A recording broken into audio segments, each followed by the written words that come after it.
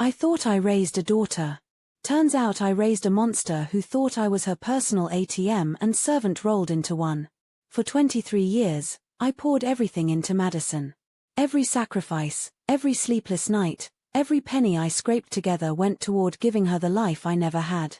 I worked double shifts at the diner, my hands cracked and bleeding from washing dishes until 2 in the morning, just so she could have designer clothes and private tutors. And how did she repay me? By treating me like hired help in my own home. Mom, I need you to iron my dress for tonight's charity gala. She didn't even look up from her phone as she barked the order. No please. No thank you. Just demands, always demands. I should have seen the signs years ago. The way she rolled her eyes when I suggested family movie nights. How she'd invite friends over and introduce me as just my mom with that dismissive wave of her manicured hand. The countless times she'd promised to help with groceries or bills, only to conveniently forget when her credit card statement arrived. But I made excuses. She's young, I told myself. She's just finding her way. She'll appreciate everything I've done someday. Someday never came. Instead, it got worse. So much worse. Madison graduated college with honors, thanks to the student loans I co-signed that left me drowning in debt. She landed a decent job at a marketing firm, making more in a month than I made in 3. Did she offer to help with the mortgage that was 3 months behind? Did she notice I was eating ramen noodles for dinner while she ordered DoorDash every night? Of course not. She was too busy planning her elaborate birthday celebration. Not a party. Oh no, that was too common for Princess Madison. She wanted a gala. At the Grandview Manor, the most exclusive 5-star hotel in the city. The kind of place where a single appetizer costs more than my weekly grocery budget. And naturally, she expected me to pay for it. The conversation that changed everything happened on a Tuesday evening. I was hunched over the kitchen table, surrounded by overdue bills and collection notices, trying to figure out how to keep the electricity on for another month. My arthritis was acting up again, making every movement a sharp reminder of all those years I'd spent on my feet, working myself to the bone for her future. Madison waltzed in, fresh from a shopping spree, designer bags hanging off her arms like trophies. She dropped them carelessly by the door and fixed herself a smoothie, using the last of the expensive organic fruit I'd splurged on for her breakfast.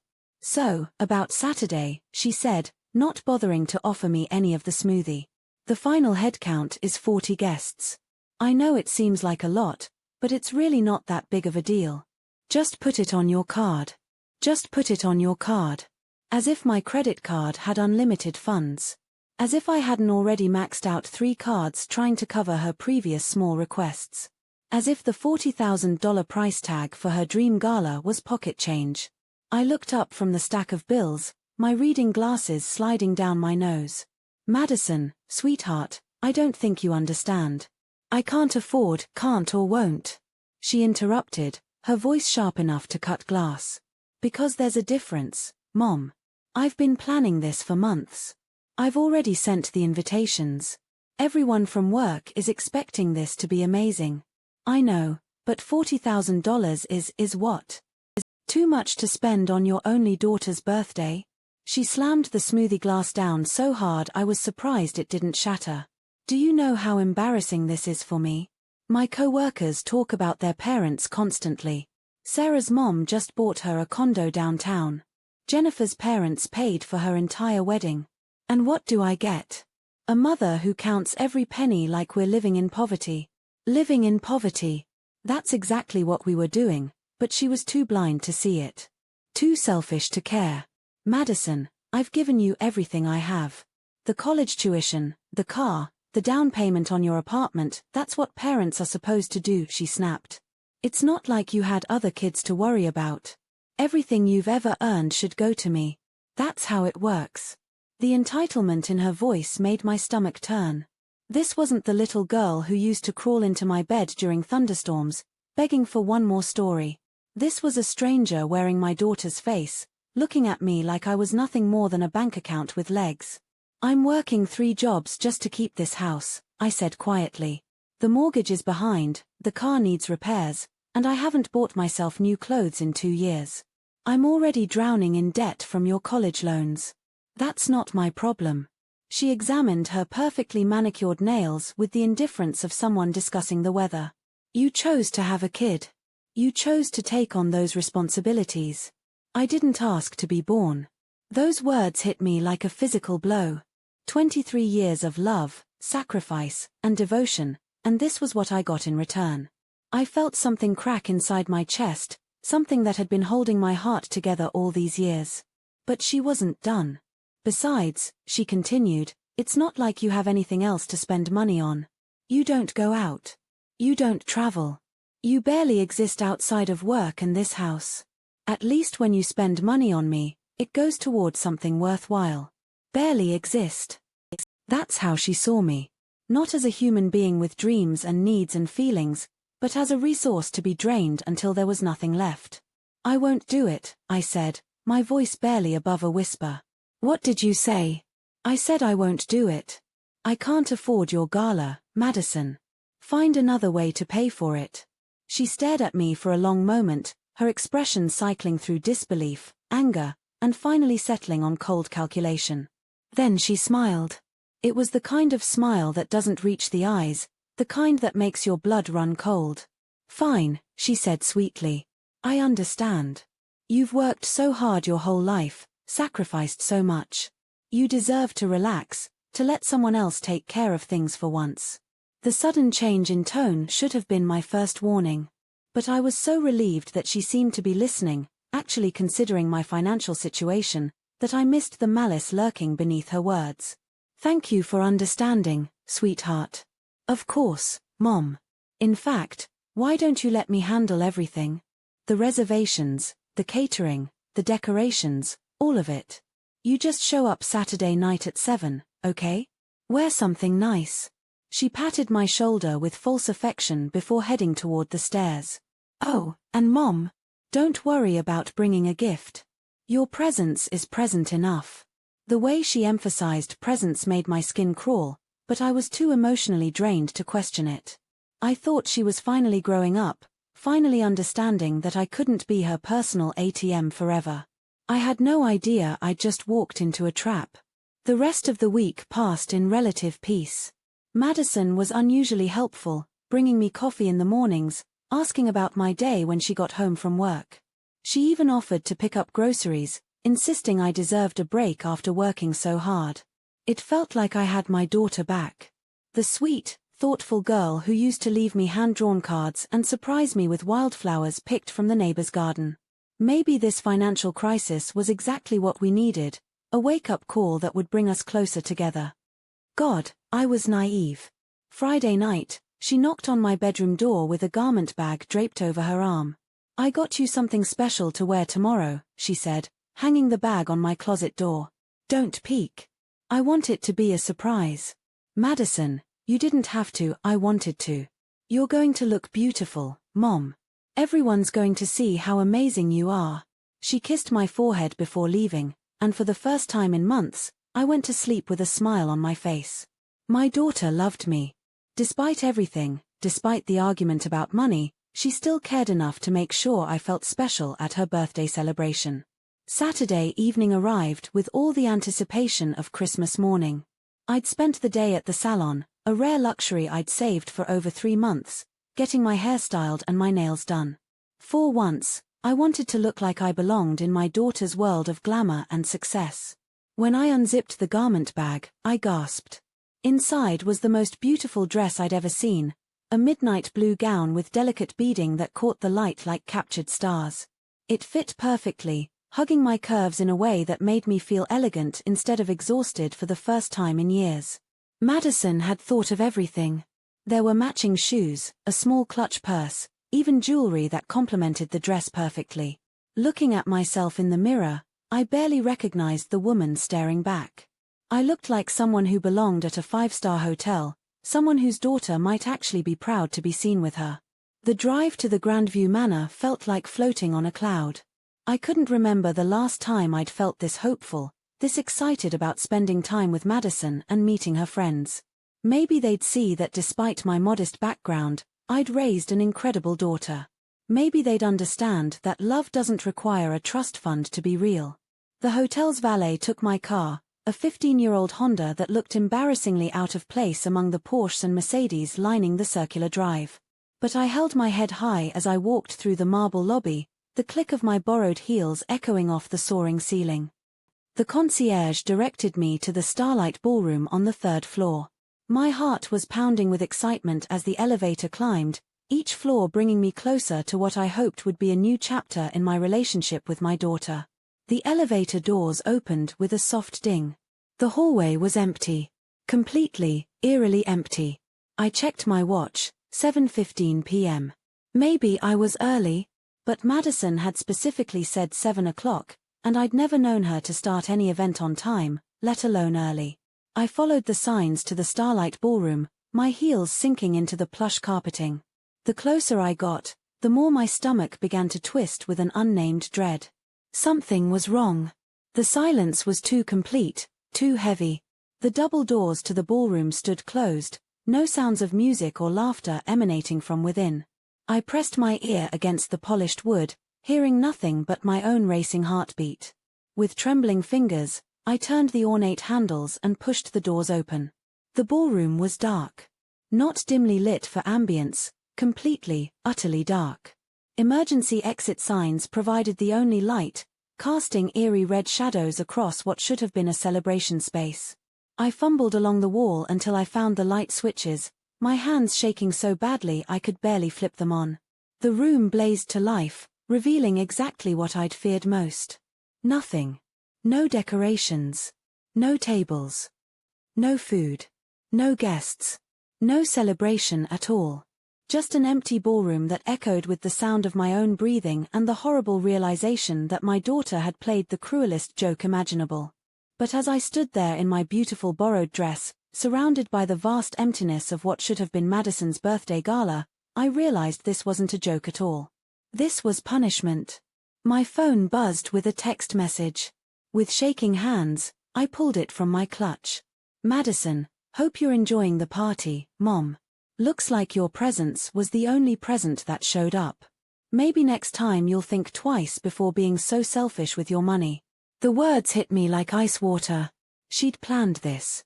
Every detail, from the dress that made me feel beautiful to the specific timing that would maximize my humiliation.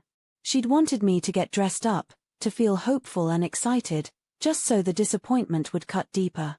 But there was more. Madison, by the way, the real party is at the Ritz-Carlton downtown. You know, the one I threw with my OWN credit card, the one you helped me get by co-signing. Thanks for that, by the way. The limit was more than enough to cover everything. I sank into one of the ballroom chairs, my legs no longer able to support me. She'd used the credit card I'd helped her get, the one that was supposed to be for emergencies only. The one that would ultimately be my responsibility if she couldn't pay it off. My phone buzzed again. Madison, oh, and don't worry about getting home. I cancelled your Uber account, family plan, remember? I figured since you're so concerned about money, you could walk. It's only 8 miles. The exercise will do you good. 8 miles. In heels. In a dress that now felt like a costume from a cruel theater production. But the final message was the one that shattered what remained of my heart. Madison, P.S. I'm moving out next week. Found a great apartment closer to downtown. Don't wait up for me tonight, or any other night. Some of us have lives to live. I don't know how long I sat in that empty ballroom. The hotel staff eventually found me there, still clutching my phone, tears streaming down my face and ruining the makeup I'd so carefully applied. The manager, a kind woman named Mrs. Chen, helped me to the lobby and offered to call someone to pick me up. But who could I call? Madison was at her real party, celebrating her victory. I had no other family, no close friends. All my relationships had withered away over the years as I'd devoted every moment to being the perfect mother. I can take a taxi, I said, though we both knew I couldn't afford one. Nonsense, Mrs. Chen replied firmly. My shift ends in an hour. I'll drive you home myself. Her kindness only made everything hurt worse. A stranger was showing me more compassion than my own daughter ever had. During the ride home, Mrs. Chen and I talked about children and sacrifice and the impossible expectations society places on mothers. She told me about her own daughter, who lived across the country but called every week and visited twice a year without fail. Some children forget, she said gently as we pulled into my driveway. But forgetting isn't the same as not knowing. Deep down, your daughter knows what you've given her. Sometimes it just takes them longer to appreciate it. I wanted to believe her. But as I climbed the stairs to my empty house, still wearing the dress that had been both gift and trap, I knew Mrs. Chen was wrong. Madison didn't forget my sacrifices, she simply didn't care about them. That night, I did something I hadn't done in years. I opened a bottle of wine, a cheap one I'd been saving for a special occasion, and I got drunk. Not tipsy, not pleasantly buzzed. Completely, devastatingly drunk. And while the alcohol loosened the tight knot of pain in my chest, it also loosened something else. Something that had been locked away for so long I'd forgotten it existed. My anger. For 23 years, I'd swallowed every slight, every dismissive comment, every moment of disrespect. I told myself that good mothers don't get angry with their children, that love means accepting whatever treatment you receive and asking for nothing in return. But sitting alone in my kitchen at 2 in the morning, wearing a party dress to my own pity party, I finally admitted the truth. I was furious. Furious at Madison for treating me like garbage. Furious at myself for allowing it. Furious at a world that tells women to sacrifice everything for their children and then acts surprised when those children grow up entitled and cruel. The wine made me sloppy, but it also made me brave enough to do something I'd never done before. I opened my laptop and started researching. Credit card fraud. Financial abuse. Legal rights of cosigners. What I found made my blood run cold. Madison hadn't just humiliated me. She'd financially destroyed me. The credit card she'd used for her real party showed a balance of $68,000.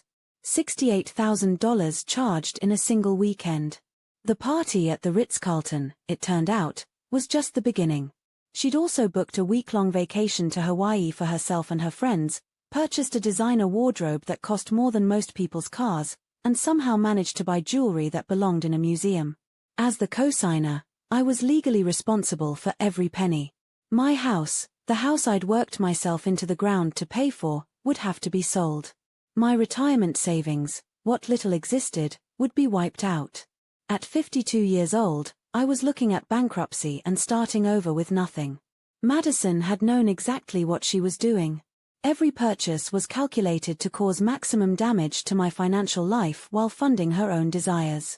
The betrayal was so complete, so methodically cruel, that I couldn't even process it at first. This went beyond selfishness or immaturity.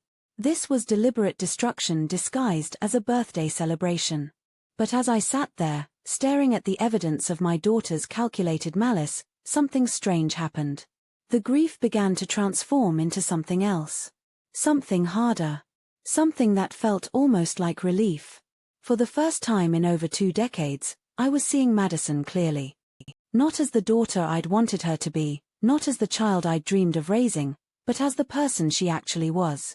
A person who felt entitled to destroy someone else's life for her own entertainment. A person who had no love, no respect, no basic human decency when it came to the woman who'd given her everything. A person who needed to learn that actions have consequences. And just like that, through the haze of wine and heartbreak, a plan began to form. Madison thought she was so clever, so sophisticated. She thought she understood how the world worked, how to manipulate people and situations to get what she wanted. But there was one thing she'd never learned, one crucial life lesson I'd failed to teach her in all my years of unconditional love and endless forgiveness. You don't bite the hand that feeds you. Especially when that hand has nothing left to lose. Sunday morning brought a hangover that felt like divine punishment, but it also brought clarity. I made coffee, took 3 aspirin, and sat down to make a list. Everything Madison had taken from me over the years. Every sacrifice I'd made that she'd dismissed. Every time she'd treated me like a servant instead of her mother. Every cruel word and casual cruelty. The list was longer than I'd expected. Pages and pages of small hurts that had accumulated into something monstrous. But I wasn't making the list to wallow in self-pity. I was making it to understand the scope of what I was dealing with. To see the full picture of who my daughter really was. And to plan accordingly. The first phase of my plan was simple: information gathering. I needed to understand Madison's life, her job, her friends, her vulnerabilities, better than she understood mine. For someone who'd spent 23 years focused entirely on my daughter's needs and wants, this should have been easy. But I realized with growing horror that I knew almost nothing about Madison's actual life. I knew she worked at Henderson Marketing, but I didn't know what her specific role was or who her supervisors were. I knew she had friends, but I'd never been introduced to most of them. I knew she was dating someone named Trevor, but I'd never met him despite their 6-month relationship. My daughter was essentially a stranger who happened to live in my house and drain my bank account. That would have to change. I started with social media, something I'd always avoided but Madison used constantly. Creating fake profiles felt dishonest and manipulative, exactly the kind of behavior I'd spent her whole life teaching her to avoid. But Madison had moved far beyond the moral boundaries I'd tried to instill. If I was going to fight her on her own terms, I'd have to be willing to bend some rules. The fake Instagram account I created showed a successful businesswoman in her 40s, attractive but not threatening, wealthy but not ostentatious. Someone Madison would want to impress or befriend. It took 3 days of careful engagement, liking posts, leaving thoughtful comments, before Madison followed me back. And once she did, her entire life opened up like a book. The pictures from her real birthday party made my stomach churn. She documented every moment of luxury, every expensive detail, every laugh shared with friends who had no idea their entertainment was purchased with my financial ruin. But the captions were worse than the images. When your mom tries to ruin your birthday but you're an independent woman who doesn't need anyone, accompanied a photo of Madison toasting with champagne that cost more per bottle than I made in a week. Some people think money grows on trees.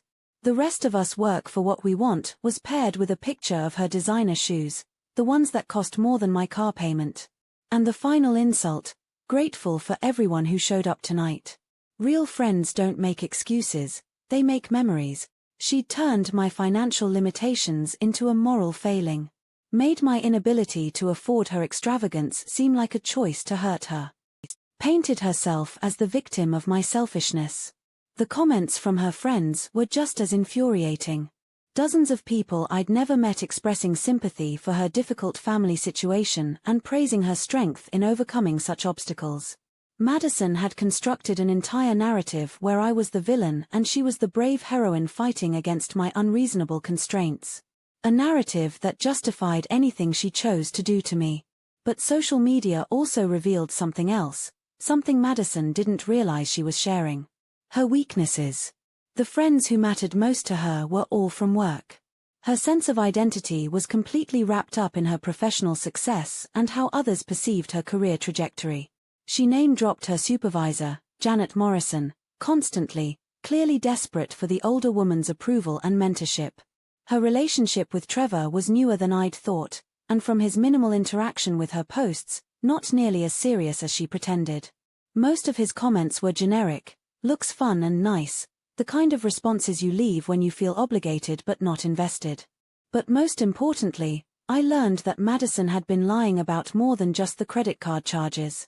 She told her friends and co-workers that she came from a wealthy family.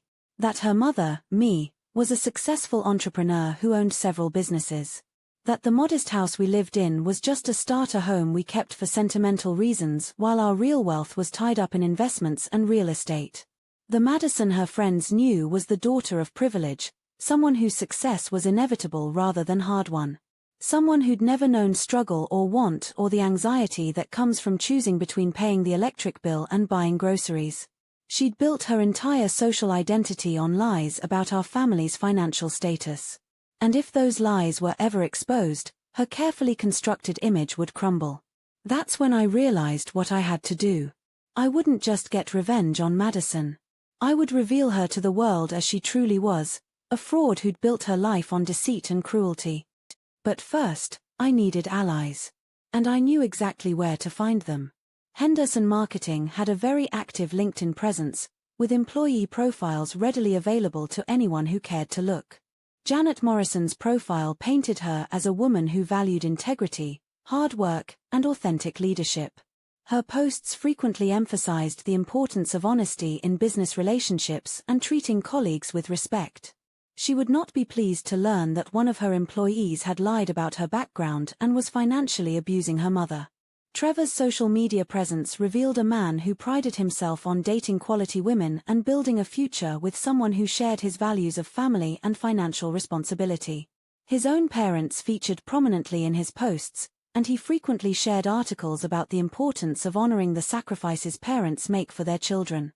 He would not be pleased to learn that his girlfriend treated her mother like a servant and had potentially committed credit card fraud. But my most powerful ally would be someone Madison had never considered a threat, Mrs. Chen from the hotel. When I called the Grandview Manor on Monday morning, Mrs. Chen remembered me immediately. Her voice was warm with concern as she asked how I was handling everything. "I've been thinking about you all weekend," she said. "That kind of cruelty, it stays with you, doesn't it? Mrs. Chen, I need to ask you something, and please feel free to say no if it makes you uncomfortable." "What is it, dear?" "Would you be willing to write down what happened Saturday night? What you saw, how you found me? I may need it for legal purposes." There was a pause. Then, legal purposes? I explained about the credit card charges, the financial destruction Madison had wreaked while I sat alone in that empty ballroom. Mrs. Chen's sharp intake of breath told me she understood the implications immediately. "That's not just cruel," she said. "That's criminal. Of course I'll document everything. And honey, if you need anything else, anything at all, you call me. What that girl did to you was unconscionable." Mrs. Chen wasn't just willing to help, she was eager to see justice done. As the manager of an upscale hotel, she dealt with plenty of entitled rich kids who thought money excused bad behavior. But Madison's level of calculated cruelty had shocked even her. "I see a lot of family drama in this job," she told me. "People drink too much at weddings and say things they regret. Parents and children fight over money and inheritance. But what your daughter did, that was different. That was designed to destroy you emotionally while she robbed you financially. That wasn't family dysfunction. That was abuse. Abuse." The word hit me like a physical blow, but it also brought relief. For 23 years, I'd made excuses for Madison's behavior, convinced myself that her selfishness was normal teenage rebellion that would eventually pass. But Mrs. Chen was right. This wasn't about money or maturity or different perspectives on family responsibility. This was about a young woman who felt entitled to destroy her mother's life for her own amusement. And abusers, I was learning, only understand one language: consequences.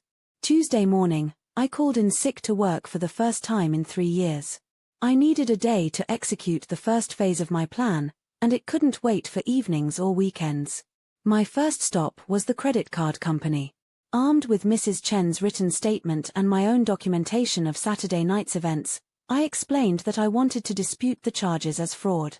The customer service representative was sympathetic but ultimately unhelpful. Since I was the co-signer and Madison was an authorized user, the charges were technically legitimate unless I could prove she'd used the card without permission. But the conversation wasn't entirely wasted. I learned that Madison had indeed maxed out the card in a single weekend, that she'd made cash advances in addition to the documented purchases, and that she'd already missed the first minimum payment. My credit score was about to take a devastating hit. My second stop was a consultation with a family law attorney. The initial meeting was free, and I needed to understand my legal options. Attorney Sarah Blackwood was around my age, with kind eyes and a no-nonsense demeanor. She listened patiently as I explained the situation, taking notes and occasionally asking clarifying questions. "You have several options," she said finally. "You could sue Madison for the fraudulent charges, though proving fraud will be difficult given that she was an authorized user. You could try to negotiate a payment plan or settlement. Or, you could fight fire with fire. Document everything she's done, gather evidence of her deception, and use it as leverage to force her to take responsibility for the debt.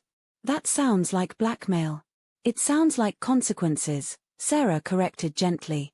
Your daughter has spent 23 years learning that she can treat you however she wants without any repercussions. Maybe it's time she learned differently. Sarah didn't take my case, family disputes weren't her specialty, and I couldn't afford her rates anyway, but she gave me the names of 2 attorneys who might be able to help. She also gave me something more valuable, validation that I wasn't overreacting or being vindictive. In 20 years of family law, she said as I prepared to leave, I've seen a lot of entitled kids and enabling parents. But what your daughter did goes beyond normal family dysfunction. That level of premeditated cruelty, it's sociopathic behavior. And sociopaths only change when they face real consequences for their actions. My final stop was the most difficult, Madison's workplace. I didn't go inside Henderson Marketing, that would come later. But I sat in my car across the street during lunch hour, watching employees come and go. I needed to see Madison in her professional environment, to understand how she presented herself to the people she wanted to impress. When she finally emerged at 12:30, she was everything I'd expected and nothing like the daughter I knew at home. Her posture was confident, her smile genuine as she chatted with 2 coworkers. She looked successful and happy and completely untroubled by the financial devastation she'd left in her wake. But it was her lunch companion that made my blood run cold. Janet Morrison was older than I'd expected, probably nearing retirement, with silver hair and an elegant demeanor.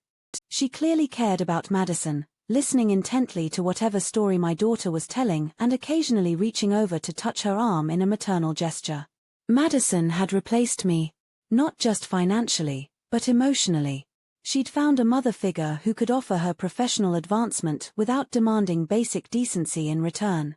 As I watched them laugh together over expensive salads at a bistro I could never afford, I realized the true scope of Madison's betrayal. She hadn't just stolen my money and destroyed my credit.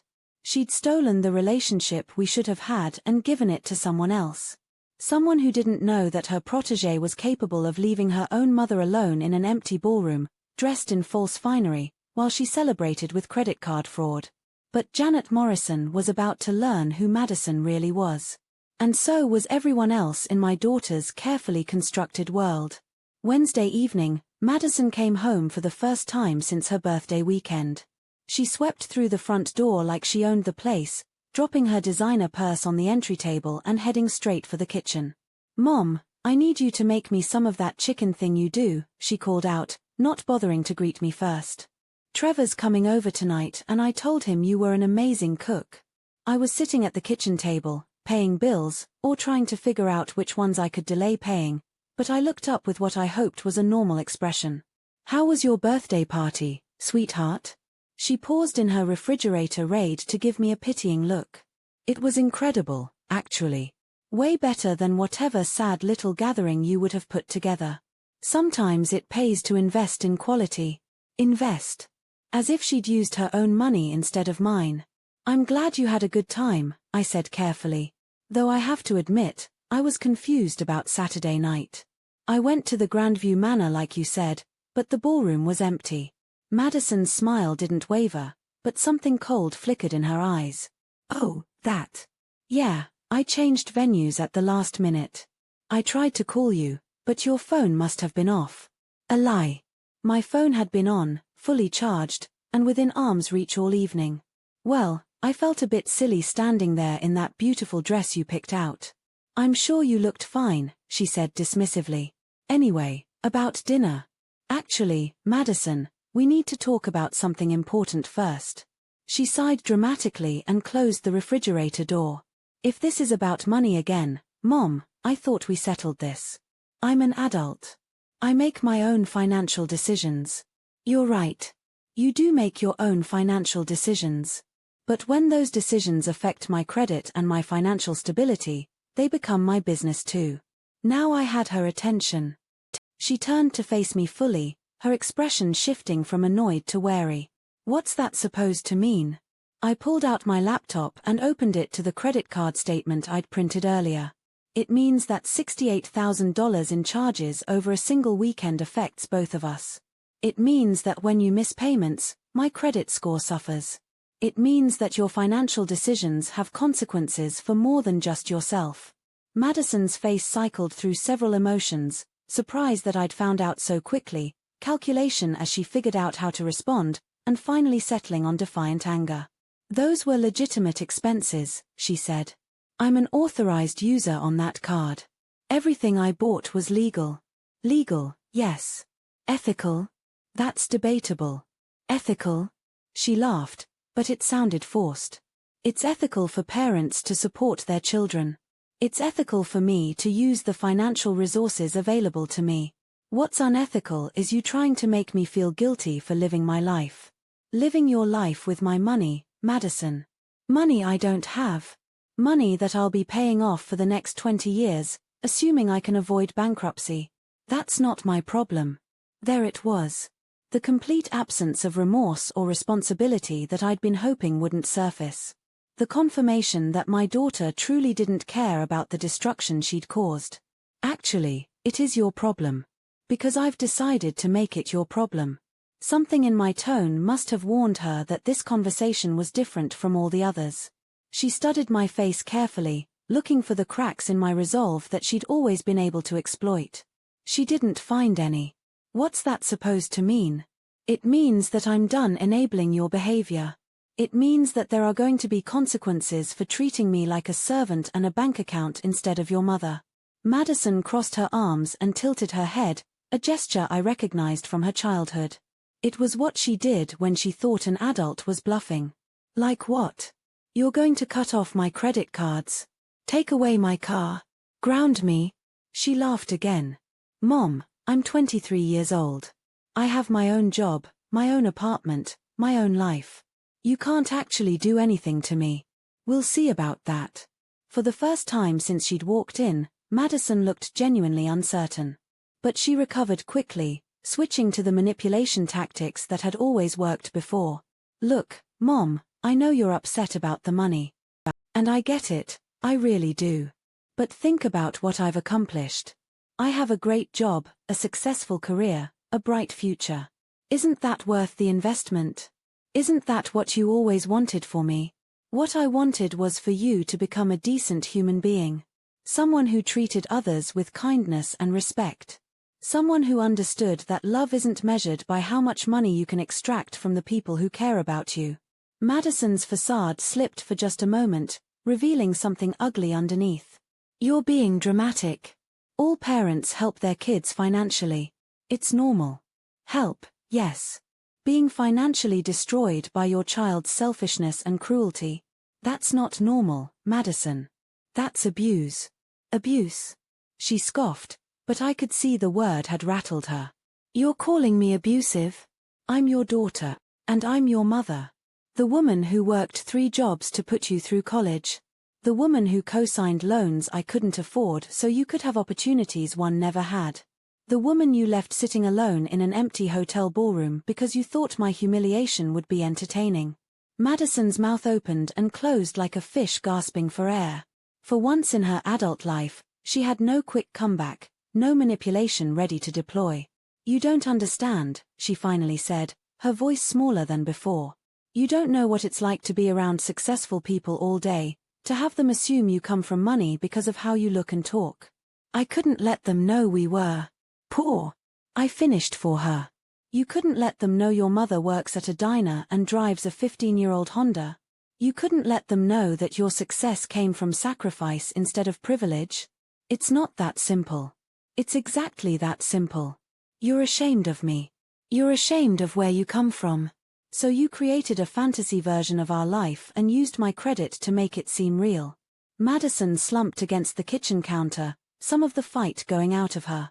For a moment, she looked like the little girl she used to be, uncertain and vulnerable and desperately wanting approval. I never meant for it to go this far, she said quietly. But it did go this far. And now we both have to deal with the consequences. What do you want from me, Mom? It was the first time in years she'd asked what I wanted instead of demanding what she needed. But I knew better than to be fooled by temporary remorse.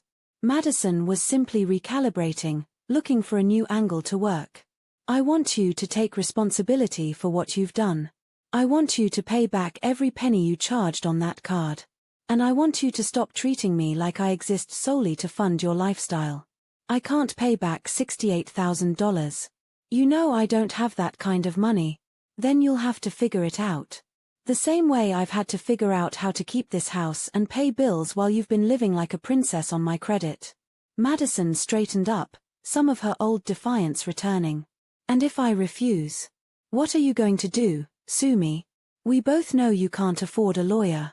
I smiled. It wasn't a pleasant expression, and I could see it unnerved her. Oh, sweetheart. You've spent so many years underestimating me that you've forgotten something important. What's that? I know everything about you.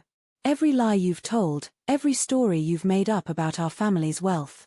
Every person you've impressed with tales of your privileged background. The color drained from Madison's face. You've been spying on me. I've been learning about the life you've built on a foundation of lies. Did you know your supervisor thinks I'm a successful entrepreneur? That your boyfriend believes you come from old money? That your entire social circle assumes your success was inevitable because you never knew struggle? You can't. She started, then stopped. Can't what? Can't tell them the truth. Can't let them know that every expensive dinner you've treated them to, every designer outfit you've worn to impress them, every lavish party you've thrown was paid for by a woman who eats ramen noodles for dinner because she can't afford groceries? Madison looked genuinely panicked now. Her carefully constructed image was everything to her. More important than family, more important than basic decency. Mom, please. If you tell them, it'll ruin everything. My career, my relationship, my friendships. Please. Now you care about consequences. Interesting how that works. I'll pay you back, she said desperately. I swear I will. Just give me time. How much time? A year. 5 years. 20 years. Because that's how long it'll take me to recover from what you've done. Madison was quiet for a long moment, her mind working frantically. I could almost see her calculating, trying to figure out how to minimize the damage while still avoiding real responsibility. What if I moved back home, she finally said. I could give up my apartment, save money on rent. I could help with the bills. Help with the bills you created. How generous of you. I'm trying to make this right. No, you're trying to find the easiest possible solution that requires the least amount of sacrifice from you. You're trying to manage me the same way you've always managed me. And that's when I saw it, the moment Madison realized that something fundamental had changed between us. That her usual tactics weren't working. That for the first time in her adult life, I wasn't going to be swayed by her tears or anger or manipulation. Fine, she said, her voice turning cold. What exactly do you want? I want you to call everyone. Your friends, your co-workers, your boyfriend. I want you to tell them the truth about our family's financial situation. I want you to explain how you've been funding your lifestyle. I want you to take responsibility for the lies you've told and the money you've stolen. Stolen? I didn't steal anything. You used my credit without my permission to fund a lifestyle I couldn't afford while deliberately deceiving me about your intentions. What would you call that? Madison was quiet for so long I thought she might not answer at all. When she finally spoke, her voice was barely above a whisper. I can't do that, Mom. It would destroy everything I've worked for. Everything you've worked for was built on lies and theft. Maybe it's time to build something real instead. You don't understand. My job, my reputation, my future, it's all connected to how people see me. If they knew the truth, they'd see you as someone who overcame adversity through hard work instead of someone who was born with advantages. They might actually respect you more. But I knew that wasn't what Madison was afraid of. She was afraid they'd see her as someone who was capable of devastating cruelty toward the person who loved her most. Someone who would destroy her own mother's financial future for a weekend of fun. And they should see that.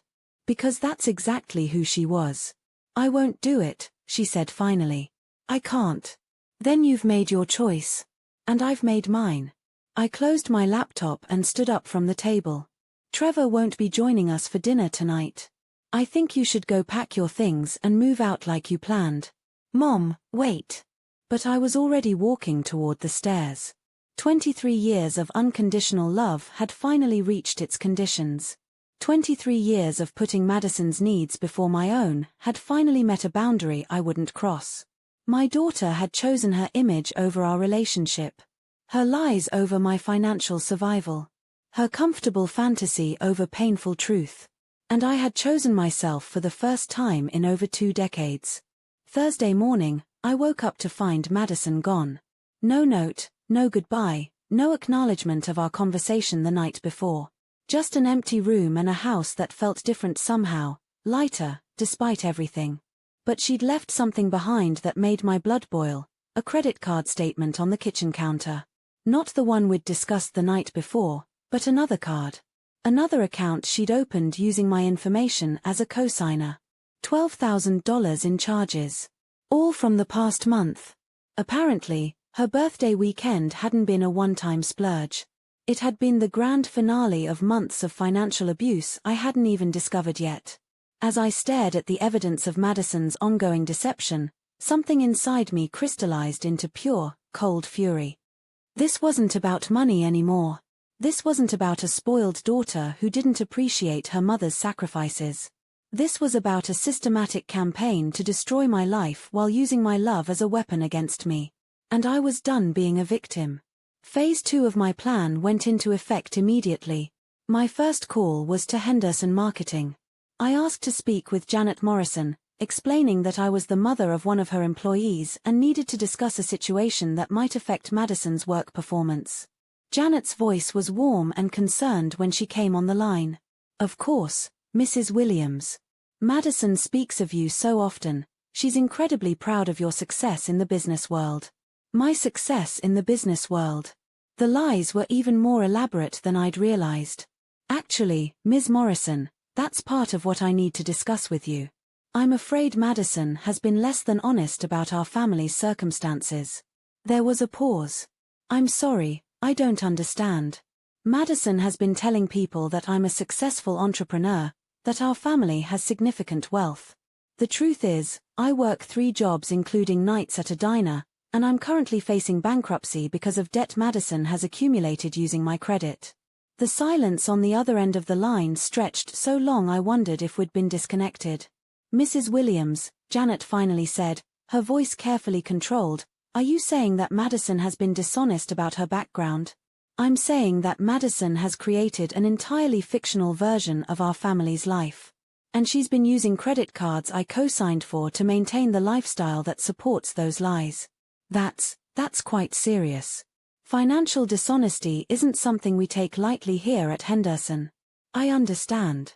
And I want to be clear, I'm not asking you to take any action against Madison professionally. I'm simply trying to understand the scope of the lies she's been telling so I can figure out how to handle the situation. But I could hear in Janet's voice that the damage was already done. Madison had built her professional relationships on a foundation of deception, and now that foundation was cracking. Mrs. Williams, would you be willing to meet with me in person? I think we need to discuss this situation more thoroughly. Of course. We arranged to meet that evening at a coffee shop downtown. As I hung up the phone, I felt a strange mix of guilt and satisfaction. I was destroying Madison's carefully constructed world, but she had destroyed mine first. My second call was to Trevor. I'd found his number in Madison's phone contacts. She'd left her old phone behind when she upgraded to the latest model, probably planning to sell it later. Trevor answered on the 3rd ring, his voice friendly and upbeat. Hello. Hi Trevor, this is Madison's mother. I was wondering if we could meet for coffee sometime this week. I'd love to get to know the man who's been dating my daughter. Oh, wow, Mrs. Williams. Madison talks about you all the time. She's mentioned how successful you are. Running multiple businesses must keep you incredibly busy. Multiple businesses. The lies kept getting bigger. It does keep me busy, I said carefully. But I always have time for family. Would this afternoon work for you? Trevor was eager to meet, clearly hoping to make a good impression on the mother of the woman he was presumably serious about.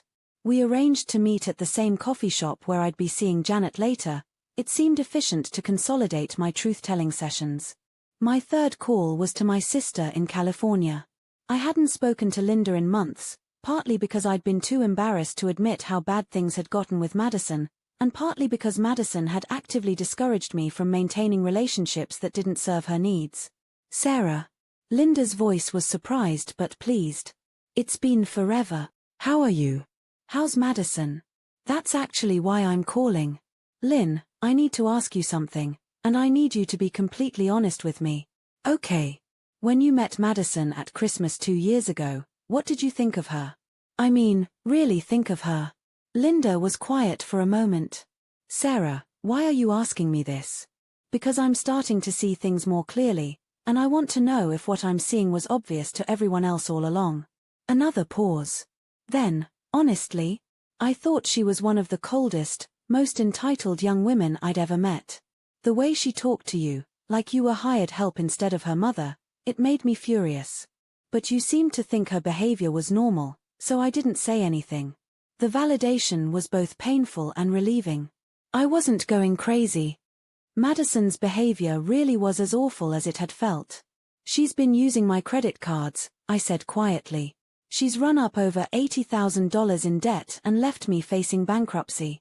And when I confronted her about it, she told me it wasn't her problem. Oh, honey. Linda's voice was full of sympathy and anger. How long has this been going on? Years, probably. But it all came to a head last weekend when she humiliated me in the cruelest way possible.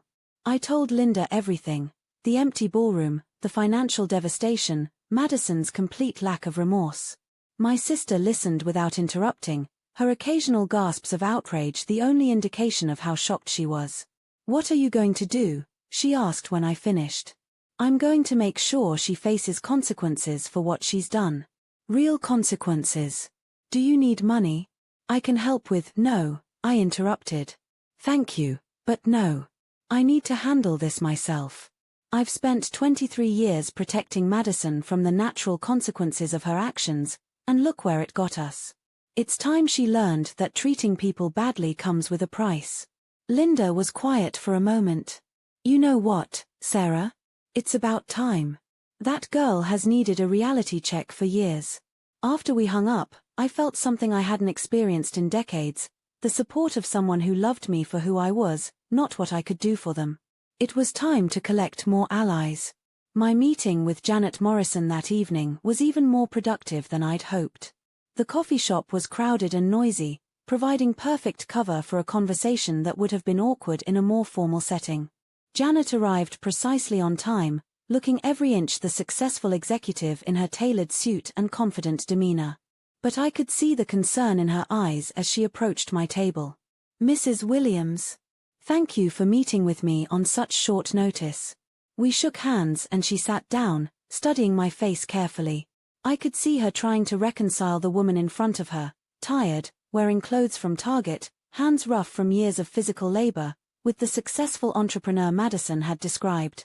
I have to admit, Janet said after ordering her coffee, I'm having trouble understanding the situation you described on the phone. Madison has always been so proud of your accomplishments, so grateful for the opportunities your success has given her. What exactly has she told you about my work? Janet looked uncomfortable, but answered honestly. She said you owned several businesses, restaurants, I think, and some kind of consulting firm. She mentioned that you were very hands-on with your employees, that you preferred to work in the field rather than from an office. Restaurants. Consulting firm. Madison had turned my job as a diner waitress and occasional cleaning lady into a business empire. Janet, I work at Murphy's Diner downtown. Third shift, mostly, though I pick up day shifts when they need coverage. I also clean offices 2 nights a week and do bookkeeping for a small accounting firm on weekends. The color drained from Janet's face. I'm sorry, what? I work 3 jobs, none of them glamorous, to support myself and help with Madison's expenses. I've never owned a business. I've never had employees. The most sophisticated financial decision I make is choosing which bill to pay late each month. Janet stared at me for a long moment, her coffee growing cold as she processed this information. She's been lying, she said finally. Extensively. About our finances, our family background, Probably about her own upbringing and education funding. The college, Janet said slowly.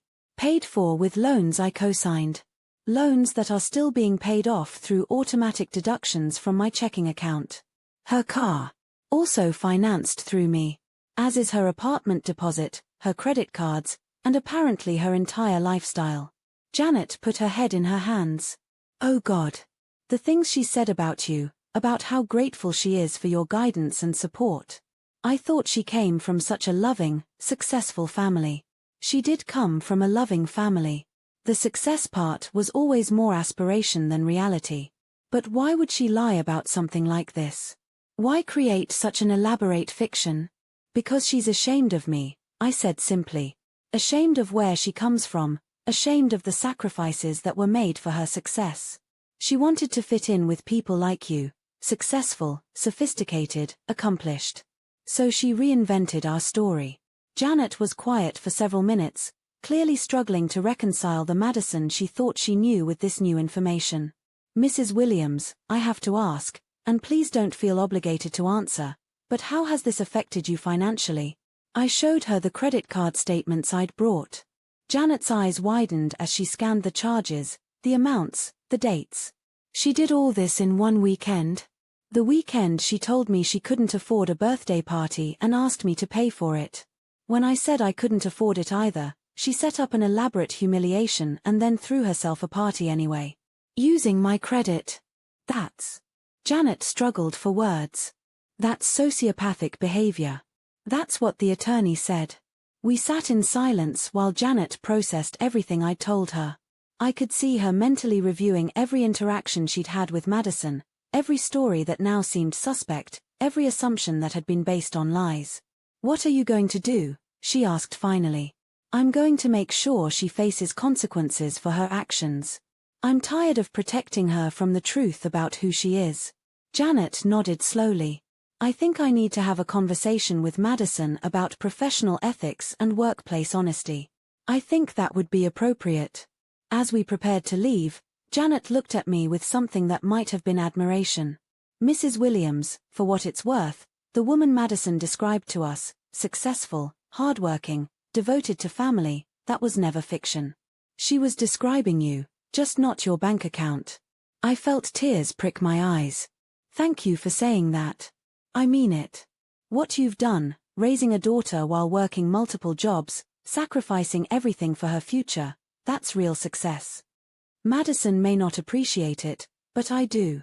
My meeting with Trevor 2 hours later was equally enlightening, though in a different way. He was younger than I'd expected, probably no more than 25, with the kind of polished appearance that comes from growing up comfortable. His handshake was firm, his smile genuine, and his eagerness to impress me was almost endearing. Mrs. Williams, it's such a pleasure to finally meet you. Madison talks about you constantly. She's so proud of everything you've accomplished. What exactly has she told you about my work? Trevor's face lit up with enthusiasm. The restaurant empire, primarily. She mentioned that you started with a single location and built it into a regional chain through sheer determination and business savvy. She said you still work hands-on in the kitchens because you believe in leading by example. A restaurant empire. Madison's lies were becoming more elaborate with each telling. She also mentioned your real estate investments, Trevor continued. Smart diversification strategy, using the restaurant profits to build a property portfolio. Madison said she learned her financial acumen from watching you make those kinds of strategic decisions. Financial acumen. From the daughter who'd just destroyed my credit rating. Trevor, I said gently, I need to tell you something about Madison's family background. And about Madison herself. By the time I finished explaining the truth about our finances, Madison's deception, and the events of the past weekend, Trevor looked like someone had punched him in the stomach. But she. He started several times, then stopped. She lied. About all of it. The birthday party. She said you couldn't come because you were closing a business deal in another city. I was sitting alone in an empty hotel ballroom that she'd told me was where her party was being held. While she was actually partying at the Ritz-Carlton with money stolen from my credit cards. Trevor was quiet for a long time, staring into his coffee cup like it might hold answers to questions he didn't want to ask. "I don't understand," he said finally. "Why would she make up such elaborate stories? And why would she treat you so badly when you've sacrificed so much for her?" I've been asking myself the same questions. I don't have good answers. The Madison I know, she's ambitious, sure, and she likes nice things. But she's also caring and thoughtful. She brings coffee to everyone in the office, she remembers birthdays, she volunteers at charity events. She's capable of kindness to people she wants to impress. The problem is, she doesn't feel the need to impress me anymore. She takes my love for granted and treats it like weakness. Trevor looked genuinely distressed. "What am I supposed to do with this information?" "That's up to you. But I thought you deserved to know who you're really dating." "She's going to deny all of this." "Probably. But you can verify everything I've told you. The credit card charges are documented. The hotel can confirm what happened Saturday night. Her co-workers can tell you about the stories she's been telling." Trevor nodded slowly. "I need to think about this. About us.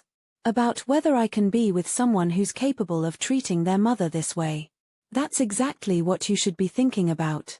As I drove home that night, I felt something I hadn't experienced in years, the satisfaction of telling the truth.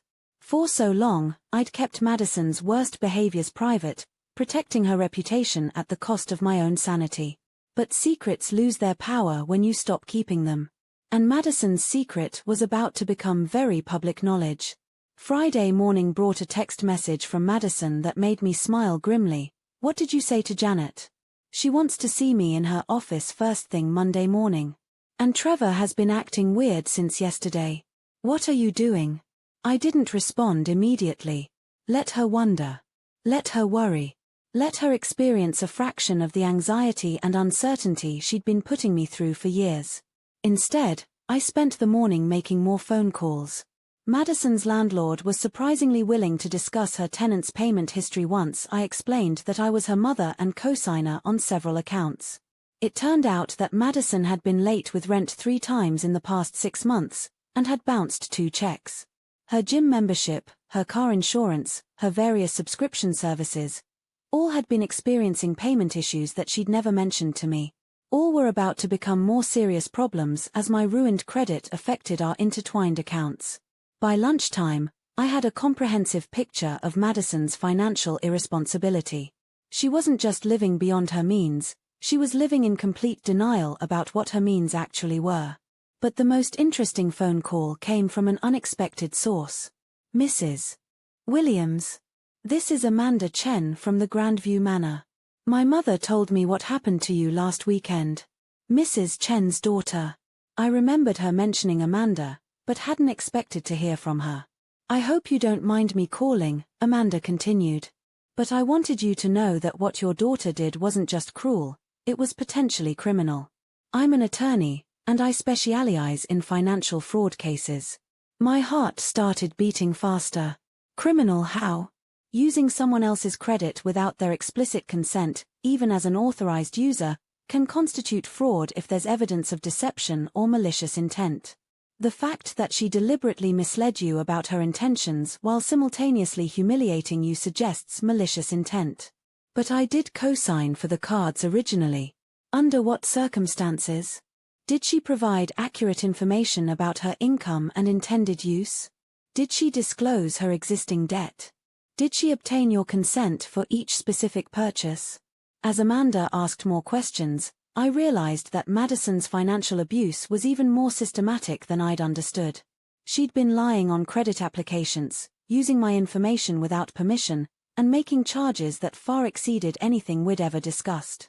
"Mrs. Williams, would you be interested in pursuing this legally?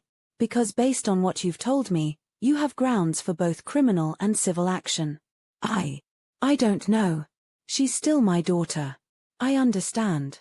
But she's also an adult who made calculated decisions to destroy your financial security. Sometimes protecting someone from consequences doesn't help them, it just enables them to hurt more people. Amanda offered to review all my documentation free of charge and provide an assessment of my legal options. She also mentioned that her firm sometimes took cases on contingency if the fraud was egregious enough. For the first time since this nightmare began, I had hope. Not just for revenge, but for actual justice. That evening, Madison finally came home. She entered the house like a storm system, slamming doors and throwing her purse down with enough force to rattle the entry table. "What the hell did you say to my boss?" she demanded before she was even fully in the room. I was sitting in the living room, reading a book, or pretending to read while I waited for exactly this confrontation. I told her the truth. The truth. "You told her that I lied about our family. Do you have any idea what you've done to my career?" "I have some idea, yes. Just like you had some idea what you were doing to my financial future when you charged $68,000 on my credit cards." Madison paced back and forth like a caged animal, her agitation almost palpable. "Janet thinks I'm a fraud now. She questioned everything about my background, my integrity, my judgment.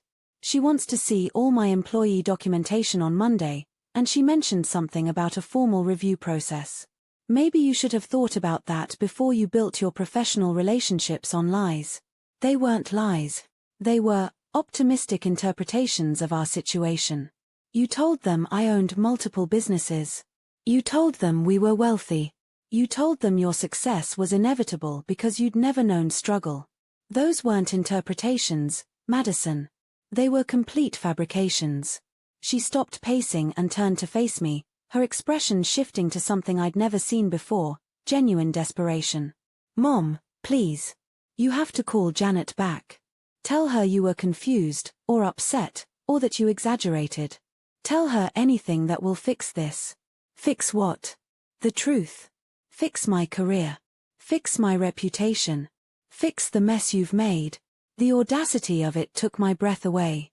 Even now, even facing the consequences of her own actions, Madison was trying to make this my fault. "I didn't make this mess, sweetheart. You did. Every lie you told, every story you fabricated, every dollar you stole, that was your choice. I never stole anything. You used my credit cards to fund a lifestyle I couldn't afford while lying to me about your intentions. You used my financial information to obtain credit accounts I didn't know about. You destroyed my credit rating and pushed me toward bankruptcy for your own entertainment. What would you call that?" Madison's face crumpled, and for a moment I thought she might finally show genuine remorse. But when she spoke, her words revealed the true depth of her selfishness. "I call it stupid," she said bitterly. "Stupid to trust you to keep your mouth shut. Stupid to think you'd prioritize my future over your hurt feelings. My hurt feelings. 23 years of unconditional love, reduced to hurt feelings." "Madison," I said quietly, "I want you to listen very carefully to what I'm about to tell you." Something in my tone must have warned her that this was important, because she stopped moving and focused on me completely. "You are no longer welcome in this house. You have 1 week to collect your belongings, and then I'm changing the locks. You will not use my credit cards, my name, or my financial information ever again. If you do, I will prosecute you for fraud. You can't throw me out. This is my home too. This is my house. I pay the mortgage, the utilities, the insurance, and the taxes. Your name isn't on any of the paperwork because you've never contributed a single dollar toward any of those expenses. But where am I supposed to go? That's not my problem anymore. You're a successful adult with a great job and a bright future, remember? You'll figure it out." Madison stared at me like I'd grown a second head. In 23 years, I'd never withdrawn my support, never made her face consequences alone, never prioritized my own well-being over hers. "You can't do this," she said, but her voice lacked conviction. "I can and I am. I've spent over 2 decades putting your needs first, and all it taught you was that my needs don't matter. That stops now. What about Trevor? What did you say to Trevor?" "I told him the truth about who you are. What he does with that information is his choice." Madison's phone buzzed with a text message. She glanced at it and her face went white. "He's breaking up with me," she said, her voice hollow. "He says he can't be with someone who lies about their family and treats their mother badly. Then he's a good man who deserves better than what you were offering him. My whole life is falling apart. Your whole life was built on lies and cruelty. Maybe it's time to build something real instead. Madison looked at me for a long moment, and I could see her mental wheels turning. She was looking for an angle, a way to manipulate the situation back in her favor. Fine, she said finally. I'll move out. I'll pay back the money. I'll tell everyone the truth. But I want something in return. You're not in a position to negotiate, Madison. Aren't I? Because I know things too, Mom. I know about the cleaning job you've been hiding from your diner co-workers. I know about the credit cards you've maxed out trying to keep up appearances. I know about the medical bills you haven't been paying since your diagnosis. The blood froze in my veins. Medical bills I hadn't been paying since my diagnosis. What diagnosis? Madison's smile was sharp as a blade. The breast cancer diagnosis you got 6 months ago. The one you've been hiding from everyone while you try to figure out how to pay for treatment. The room spun around me. How do you know about that? I've been opening your mail for months. All those letters from doctors, insurance companies, collection agencies. Did you really think I wouldn't notice? She had known. For 6 months, while I'd been struggling with fear and financial panic over my cancer diagnosis, Madison had known and said nothing. You knew I was sick, I said, my voice barely a whisper. You knew I needed that money for treatment, and you spent it anyway. You never told me about the cancer. How was I supposed to know it was important? You read my medical bills. I read a lot of your mail. I can't be expected to remember every detail. The casual cruelty of it staggered me. My daughter had known I had cancer, had known I was struggling to afford treatment, and had deliberately drained every resource I might have used to save my life. You could have killed me, I said. Don't be so dramatic. It's early stage, right? You'll probably be fine. Probably be fine. While she spent my treatment money on designer shoes and champagne. Get out, I said. What? Get out of my house. Right now. Before I do something we'll both regret. Mom, I'd get out. Madison grabbed her purse and headed for the door, but turned back before leaving. You know what your problem is, Mom? You never learned to think strategically. You're so focused on playing the victim that you can't see the bigger picture. What bigger picture? The picture where we both get what we want. I keep my job and my reputation, you get your medical bills paid, and we both move forward without destroying each other. Even now, even after everything, she thought she could negotiate her way out of consequences. There is no both anymore, Madison. There's you, and there's me, and we are no longer a family. You don't mean that. I've never meant anything more in my life. After Madison left, I sat in my empty house and cried for the first time since this whole nightmare began. Not tears of sadness, but tears of grief for the daughter I'd thought I had and the relationship I'd thought we shared. But underneath the grief was something else, relief. For the first time in 23 years, I didn't have to worry about Madison's needs, her wants, her demands, or her crises. I could focus entirely on my own survival. And survive I would. Not just the cancer, but everything else Madison had tried to destroy. Because I finally understood what Amanda Chen had been trying to tell me, sometimes protecting someone from consequences doesn't help them, it just enables them to hurt more people. Madison had spent 23 years learning that love means never having to face the results of your actions. It was time for her to get a different education. And I was going to be her teacher. Saturday morning brought an unexpected visitor, Janet Morrison. I answered the door in my bathrobe, coffee cup in hand, surprised to see Madison's supervisor standing on my porch at 9 a.m. Mrs. Williams, I hope you don't mind me dropping by unannounced. I wanted to follow up on our conversation Thursday night. Of course.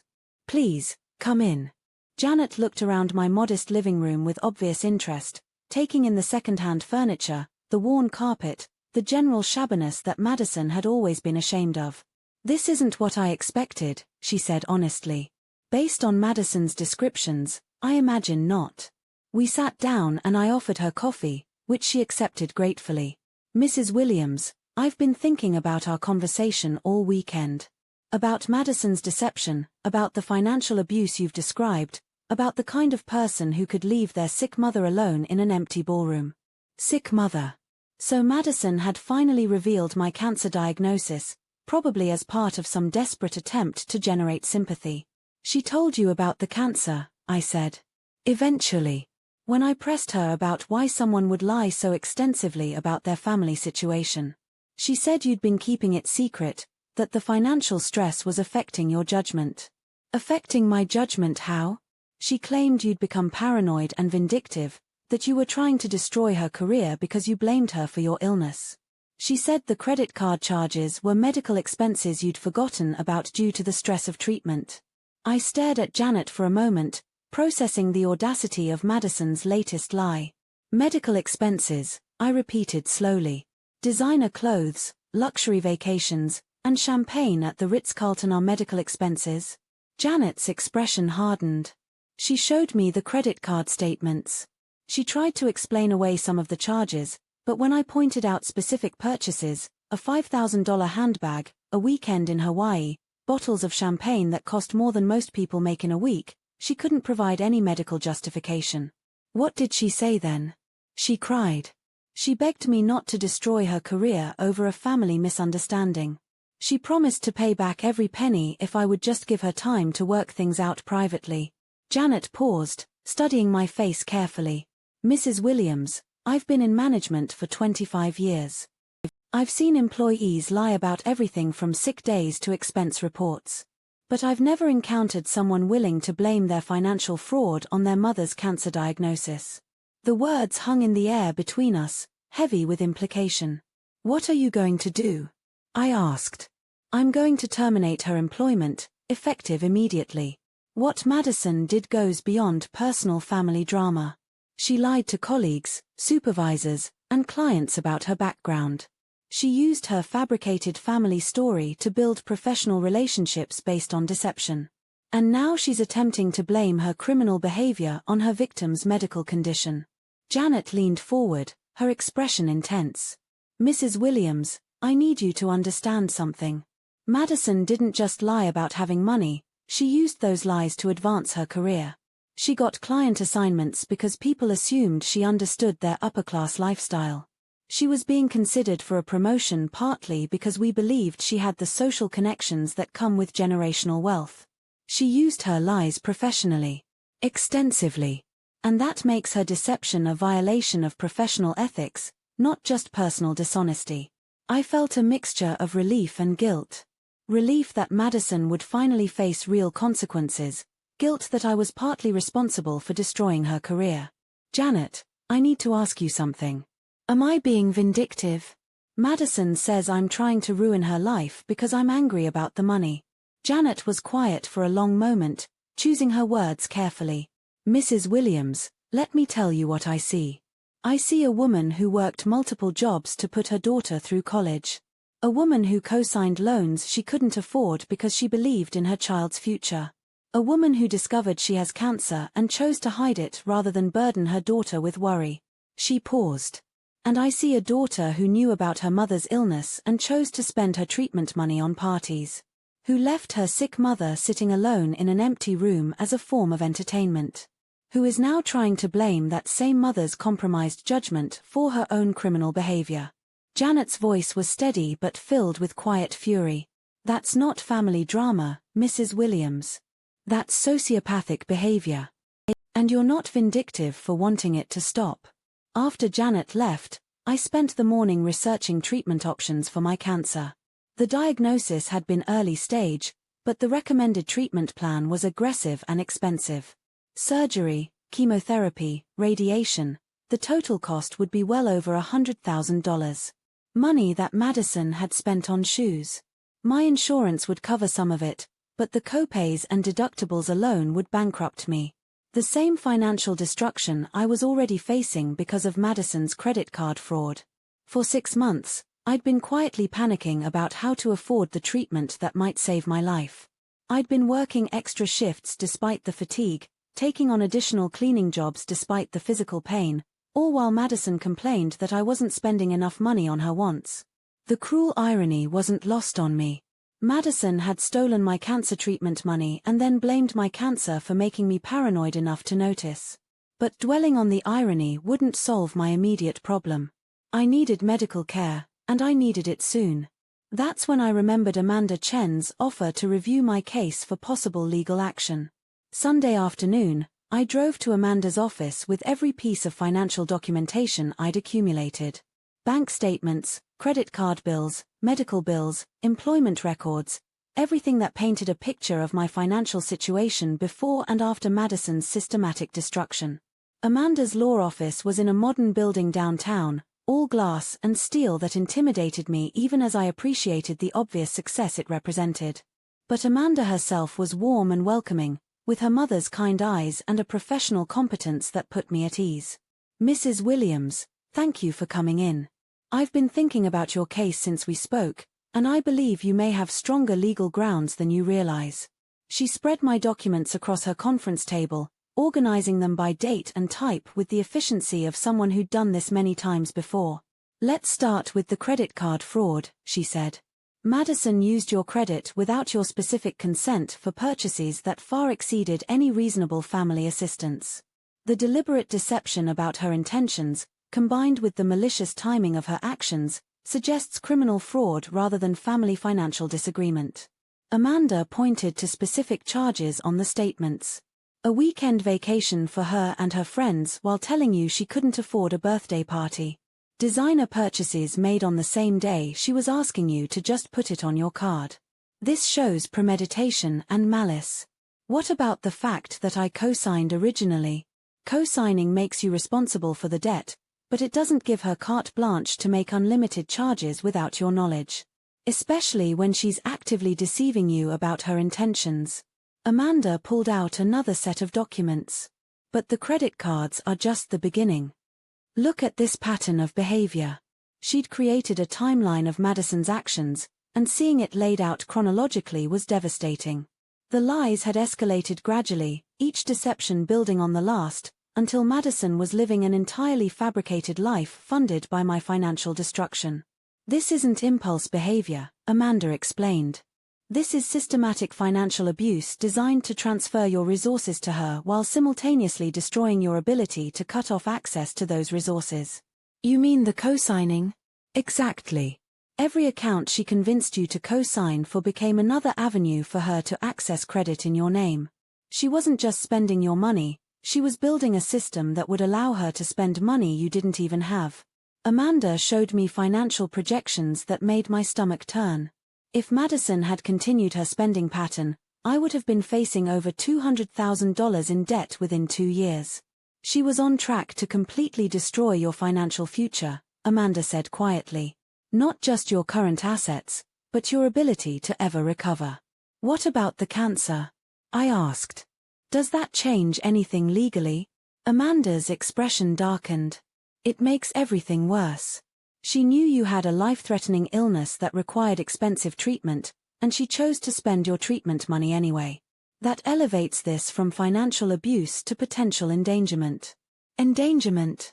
If her actions prevented you from accessing necessary medical care, she could potentially be charged with criminal endangerment in addition to fraud. And if we can prove she knew about your diagnosis when she made the charges? She admitted she'd been reading my mail for months. She knew about every medical bill, every insurance statement, every treatment recommendation. Amanda made notes, her pen moving quickly across her legal pad.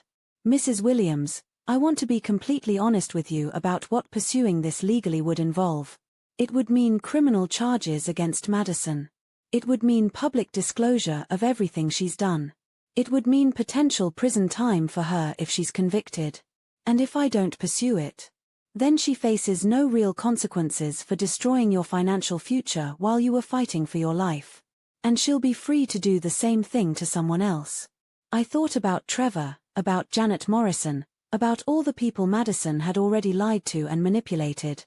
How many others would she hurt if she learned that her actions had no lasting repercussions? "What would you recommend?" "I would recommend filing both criminal and civil charges. Criminal charges for the fraud and potential endangerment. Civil charges to recover the money she stole and to prevent her from accessing your accounts in the future." Amanda leaned back in her chair, studying my face. "But I also want you to understand the emotional cost of this decision. Pursuing criminal charges against your daughter will permanently alter your relationship with her. Our relationship was already permanently altered when she chose to spend my cancer treatment money on parties. That's a fair point. We spent another hour going through the specifics of what legal action would involve. Amanda explained the process, the timeline, the likely outcomes if we could prove our case. One more thing, she said as our meeting concluded. I've been thinking about your medical situation. There are programs available for cancer patients facing financial hardship.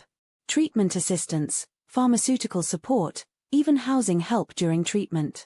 She handed me a folder filled with information about resources I'd never known existed. You don't have to choose between justice and healthcare, Mrs. Williams.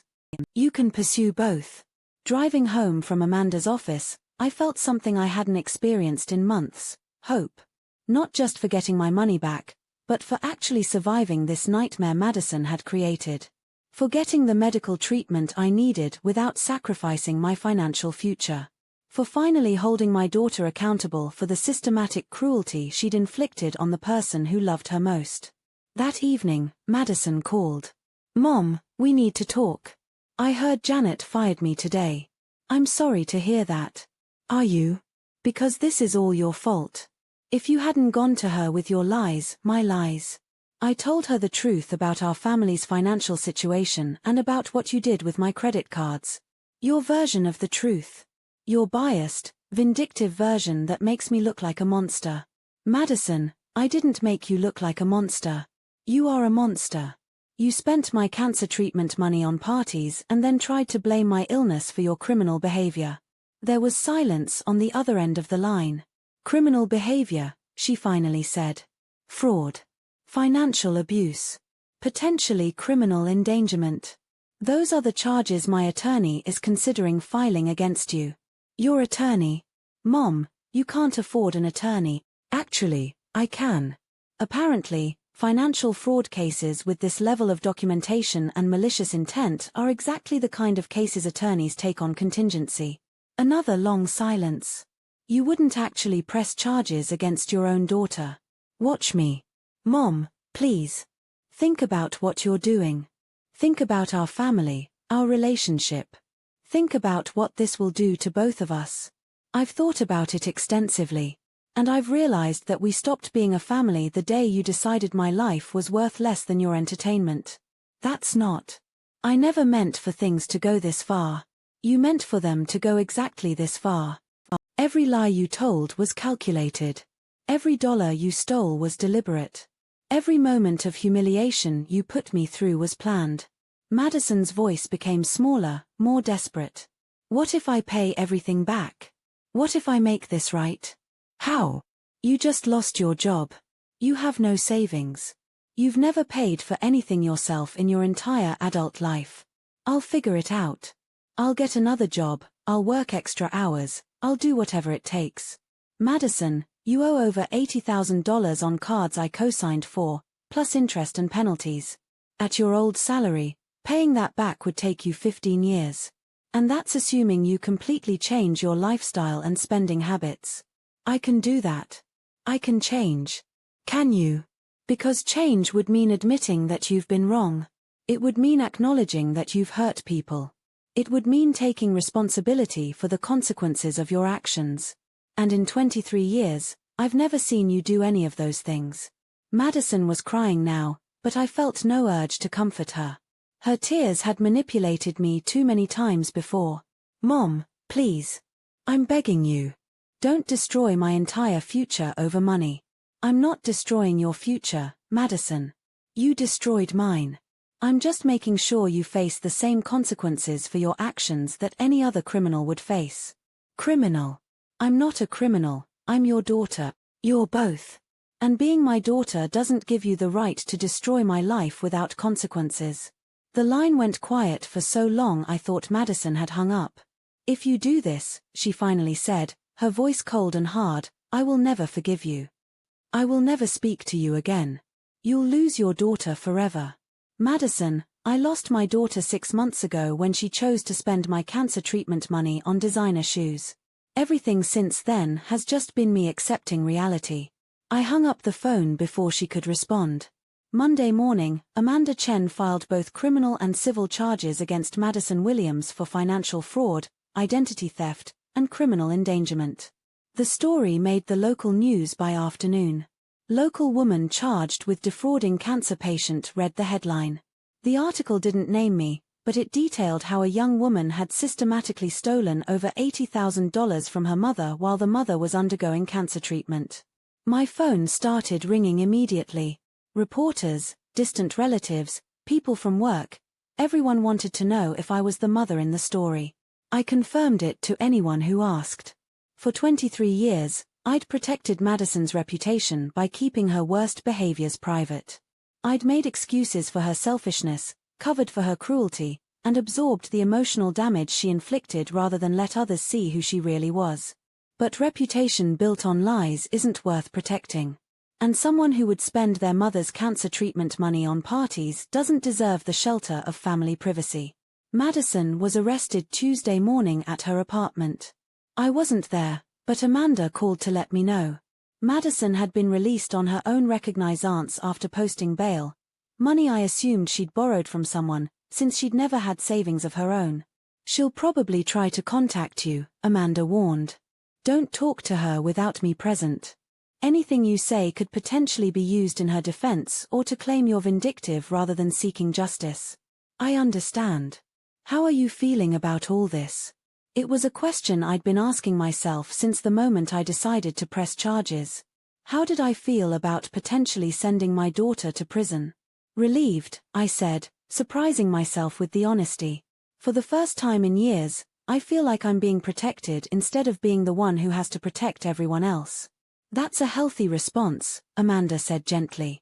You've been a victim of sustained abuse, Mrs. Williams. It's natural to feel relief when that abuse finally stops. Wednesday brought an unexpected visitor, Trevor. He stood on my porch looking haggard and confused, like someone who'd had their entire worldview shattered. Mrs. Williams, I hope you don't mind me coming by. I heard about the charges, and I needed to understand. I invited him in and made coffee while he sat at my kitchen table, staring at the stack of medical bills I'd left visible on the counter. Those are real, I said, following his gaze. The cancer. Stage 2 breast cancer. Diagnosed 6 months ago. Surgery scheduled for next week, assuming I can figure out how to pay for it. Trevor was quiet for a long time, processing this information. She knew, he finally said. When I broke up with her, she mentioned that you were sick. But she made it sound like you were using your illness to manipulate her, to make her feel guilty for living her own life. What else did she tell you? That you were jealous of her success. That you'd always resented her opportunities and accomplishments. That the financial problems were because of your medical bills, not her spending. Trevor looked up at me with something like anguish in his eyes. I believed her, Mrs. Williams. Even after you told me the truth about everything else, I believed that part because I couldn't imagine someone lying about their mother having cancer. Madison has learned that the bigger the lie, the more likely people are to believe it. Small lies get questioned. Enormous lies seem too awful to be fabricated. I dated her for 8 months, Trevor said quietly. I was thinking about proposing. I thought she was the most caring, genuine person I'd ever met. She can be caring and genuine when she wants something from you. But her own mother. How does someone do that to their own mother? It was the question I'd been asking myself for weeks. How does a child become capable of such systematic cruelty toward the person who sacrificed everything for them? I think Madison learned early that she could get whatever she wanted from me through manipulation, I said slowly. And when manipulation stops working, some people escalate to cruelty. Trevor nodded like this made sense to him. She tried to get back together with me yesterday. She said you'd forced her to lie about her background, that she was just trying to protect your pride. Even now, she's still lying. I know. That's why I'm here.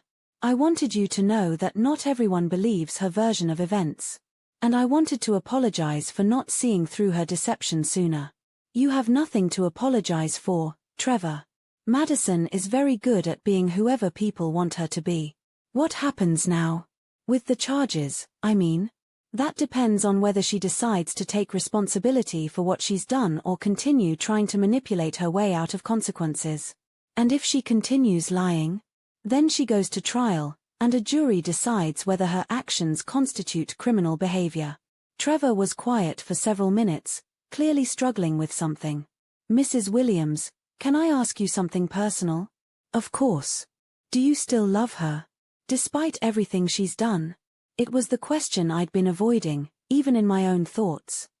After everything Madison had done, after all the lies and theft and cruelty, did I still love my daughter? I love the person I thought she was, I said finally. I love the little girl who used to bring me dandelions and tell me they were as beautiful as roses. I love the teenager who cried when she thought she'd disappointed me. I love the daughter I believed I was raising. I paused, choosing my words carefully.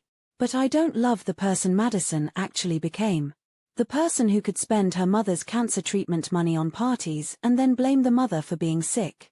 That person I don't recognize at all. Trevor nodded sadly. I understand. I feel the same way about the woman I thought I was dating versus the woman she actually is. After Trevor left, I sat alone in my quiet house and faced the truth I'd been avoiding for weeks. My daughter was gone. Not physically, but emotionally. The Madison I'd loved and sacrificed for had never really existed. She'd been a performance, a manipulation designed to keep me providing whatever she needed while she grew into someone capable of breathtaking cruelty. The real Madison was the one who could leave her cancer-stricken mother alone in an empty ballroom for entertainment. Who could steal treatment money and then blame her victim's illness for noticing the theft. Who could lie to everyone about everything without a moment's genuine remorse. And I didn't love that person. I didn't even recognize that person as someone who'd ever lived in my house or shared my life. Thursday morning brought the phone call I'd been both dreading and hoping for. Mrs. Williams, this is Amanda. Madison's attorney has contacted us. She wants to discuss a plea agreement. What kind of plea agreement? Full restitution of all fraudulent charges, plus interest and penalties. Admission of guilt to financial fraud charges. 3 years probation with mandatory financial counseling. And a restraining order preventing her from accessing any of your financial accounts or information in the future. It was more than I'd expected, but somehow less than I'd hoped for. No jail time. Not with a plea agreement. But Mrs. Williams, this is actually a very good outcome. Full restitution means you get your money back. The restraining order means she can never do this to you again.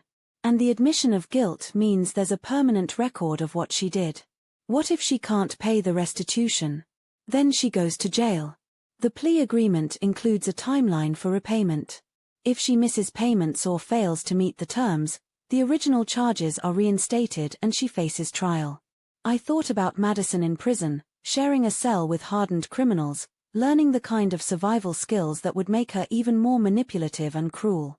I'll accept the plea agreement, I said. Are you sure? We have a strong case for trial. We could potentially get a harsher sentence. I'm sure. I want this to end, Amanda. I want my money back, and I want Madison out of my life. If this accomplishes both goals, then it's enough. Friday afternoon, Madison and I sat in Amanda's conference room for the signing of the plea agreement. It was the first time I'd seen Madison since the night she'd moved out, and I was shocked by how different she looked. Gone was the polished professional appearance, the designer clothes, the aura of success and confidence. Instead, she looked like what she'd always been underneath, a frightened young woman who'd built her entire identity on lies and manipulation. She wouldn't make eye contact with me as she signed the papers admitting to financial fraud and agreeing to pay back everything she'd stolen. Madison, I said as the lawyers finalized the paperwork. She looked up at me for the first time, her eyes red-rimmed and defensive. I want you to understand something. This isn't about revenge. This isn't about punishment. This is about making sure you never have the opportunity to do to someone else what you did to me. I would never, you would. Because you've learned that your needs and wants are more important than other people's survival. You've learned that love means never having to face consequences. You've learned that you can destroy someone's life and expect them to thank you for the privilege. Madison's attorney looked uncomfortable, But I continued. Until you unlearn those lessons, until you develop actual empathy for the people you hurt, you will always be dangerous to anyone who cares about you. Madison's composure finally cracked. You're my mother. You're supposed to love me no matter what I do. I'm supposed to raise you to be a decent human being. I failed at that job, and now you're paying the consequences of my failure as much as your own choices. So you're abandoning me? Just like that. I'm not abandoning you, Madison. I'm saving myself. There's a difference. As we prepared to leave, Madison made one final attempt at manipulation. When you're old and sick and need someone to take care of you, don't come crying to me. You'll die alone because you chose money over family. I turned back to look at her one last time. Madison, I've been alone for years. Having someone who treats you like garbage isn't better than being genuinely alone. And as for dying, well, thanks to getting my money back, I can actually afford my cancer treatment now. So I'll probably live long enough to see you grow up and realize what you threw away. I threw away? Madison's voice rose to a near shriek. You're the one pressing charges. You're the one destroying our relationship. I'm the one refusing to pretend that what you did was acceptable. If that destroys our relationship, then our relationship was never worth saving. 6 months later, I was sitting in my oncologist's office receiving the best news I'd heard in over a year. Clear margins, no sign of spread, excellent response to treatment, Dr. Peterson said with a smile. Mrs. Williams, I'm cautiously optimistic that we got it all. The surgery had been successful, the chemotherapy brutal but effective, and the radiation precisely targeted. My hair was growing back, my strength was returning, and my prognosis was better than anyone had dared hope. How are you feeling about everything? Dr. Peterson asked. The treatment, the recovery, the life changes. Life changes. That was one way to describe what had happened to my world over the past year. Madison had been making her restitution payments on schedule, barely. She'd taken a job at a big box store and was living in a studio apartment across town. According to Amanda, she was complying with the terms of her probation, though she'd already violated the restraining order twice by trying to contact me through third parties. My own life had transformed in ways I was still discovering. Without Madison's constant financial and emotional drain, I'd been able to reduce my work schedule and focus on my health. I'd reconnected with my sister Linda, who'd flown out twice during my treatment to help with recovery. Most surprisingly, I'd started dating someone, a kind, patient man named Robert who I'd met in the cancer support group at the hospital. He was a widower whose wife had died of breast cancer 5 years earlier, and he understood both the medical challenges and the emotional trauma I'd experienced. I feel like I'm living my own life for the first time in 23 years, I told Dr. Peterson honestly. It was true. Without someone constantly taking from me, my money, my time, my emotional energy, my peace of mind, I'd discovered that I was actually a pretty resilient person. I had interests and opinions and dreams that had nothing to do with being someone's mother. Any regrets? Dr. Peterson asked. About the legal action, about the relationship changes? I thought about it seriously. Did I regret having my daughter arrested? Did I regret the public exposure of her crimes? Did I regret the permanent destruction of our relationship? None, I said. For the first time in my adult life, I'm being treated with respect and kindness instead of being seen as a resource to be exploited. That's worth any price. Driving home from the appointment, I thought about Madison and wondered how she was doing. Not because I wanted to reconcile, that door had closed permanently when she'd chosen to spend my cancer treatment money on parties, but because I was curious about whether she'd learned anything from facing real consequences for the first time in her life. I had my answer sooner than expected. That evening, my doorbell rang. Through the peephole, I could see Madison standing on my porch, looking nervous and uncertain. I opened the door but left the chain lock engaged. What are you doing here, Madison? You're violating the restraining order. I know. But I needed to see you. To talk to you. We have nothing to talk about. Please, Mom. Just 5 minutes. There are things I need to say. Against my better judgment, I opened the door. Madison looked thinner than when I'd last seen her, her clothes obviously secondhand, Her whole appearance diminished in ways that went beyond simple poverty. "You have 5 minutes," I said. Madison sat on my couch and looked around the living room she'd once dismissed as shabby and embarrassing. "The house looks nice," she said quietly. I'd redecorated with some of the restitution money, replacing furniture that had been falling apart for years, painting walls that hadn't been touched in over a decade. It wasn't expensive or elaborate, but it was clean and comfortable and mine. "What did you want to say, Madison?" She took a deep breath and looked directly at me for the first time in months. "I wanted to tell you that you were right. About everything." I waited, saying nothing. "The job at the store, it's awful. The pay is terrible, the customers are rude, and my co-workers treat me like an idiot.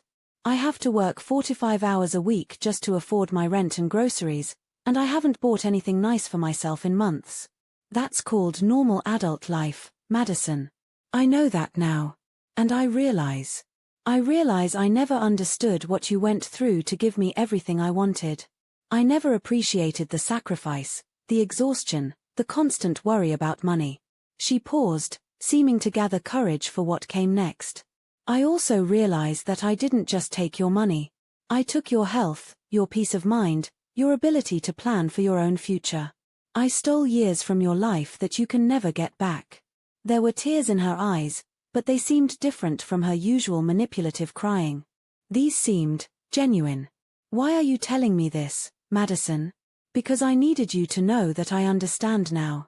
What I did wasn't just selfish or thoughtless. It was evil. And I need to live with that for the rest of my life."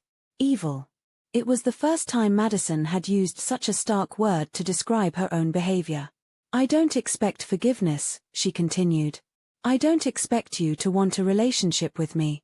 I just wanted you to know that I finally see myself clearly, and I'm horrified by what I see." "What changed?" I asked, genuinely curious. Prison would have changed me faster, but this has been its own kind of education. Living paycheck to paycheck, having people treat me like I'm worthless, facing the consequences of my choices every single day, it's taught me things about empathy I never learned before. Madison looked around the room again, taking in the small improvements I'd made. "You look happy," she said. "Healthier. Younger somehow." "I am all those things. I'm glad. I know I don't have any right to be glad about your life after what I did to it, but I am." We sat in silence for several minutes. I could see Madison struggling with something, building up to words she was afraid to say. "Mom, can I ask you something?" "What?" "If I continue paying back the money, if I complete my probation successfully, if I prove that I've actually changed, would you ever consider giving me another chance?" The question I'd been dreading and expecting in equal measure. "No," I said quietly but firmly. "I wouldn't." Madison's face crumpled, but she nodded like she'd expected this answer. "Can you tell me why?" "So I can understand." I thought about how to explain something I wasn't sure I fully understood myself. "Madison, some things break trust so completely that it can never be repaired. What you did wasn't just theft or even cruelty. It was a fundamental violation of the most basic bond between parent and child." I paused, making sure she was really listening. "You knew I had cancer. You knew I was terrified about affording treatment. You knew that spending my money could literally kill me. And you did it anyway because what you wanted was more important to you than whether I lived or died." Madison was crying now, but I continued. "That level of selfishness, that complete absence of basic human empathy, it's not something that gets fixed with a few months of minimum wage work and court-ordered counseling. It's a fundamental character defect that makes you dangerous to anyone who cares about you. But people can change, some people can change. But change requires genuine remorse, not just regret about getting caught. It requires taking full responsibility for your actions, not just apologizing because the consequences are uncomfortable." I looked at Madison sitting on my couch, probably for the last time. "Madison, even now, sitting here telling me you understand what you did, I can see you calculating. I can see you looking for an angle, a way to manipulate this conversation into getting something you want. That's who you are at your core. That's not true, isn't it? You came here knowing you were violating the restraining order. You came here claiming you just wanted to apologize, But you ended by asking for another chance. Even your supposed genuine remorse is just another manipulation attempt. Madison stared at me for a long moment, and I could see the exact moment she realized I was right. The moment she recognized her own behavior patterns and saw them clearly for what they were. I didn't even realize. She started, then stopped. That's the problem. You manipulate people so automatically that you don't even know you're doing it. It's just how you interact with the world.